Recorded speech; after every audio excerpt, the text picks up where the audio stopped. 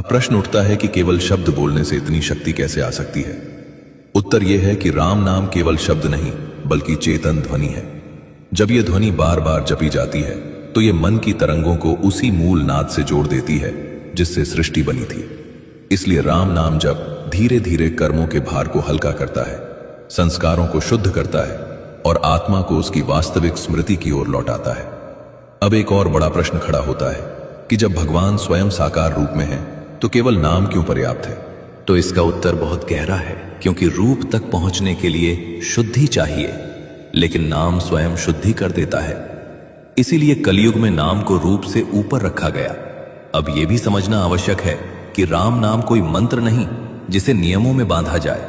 ये तो स्मरण है, और स्मरण में कोई विधि नहीं होती, कोई पात्रता नहीं होती, कोई योग्यता नहीं होती। थका हुआ मन भी राम कह सकता है, भयभीत हृदय भी राम कह सकता है, और पाप से भरा व्यक्ति भी राम कहकर परिवर्तन की यात्रा शुरू कर सकता है। यहीं से कलयुग के मानव की मोक्ष यात्रा प्रारंभ होती है। यह यात्रा जंगलों में नहीं जाती, यह यात्रा कठिन व्रत नहीं मांगती, यह यात्रा भीतर की ओर जाती है। श्वास के साथ राम, मन के साथ राम और अंत में अस्तित्व के साथ राम। और जब यह स्मरण निरंतर हो जाता है तो धीरे धीरे नाम और जप करने वाला अलग नहीं रहते।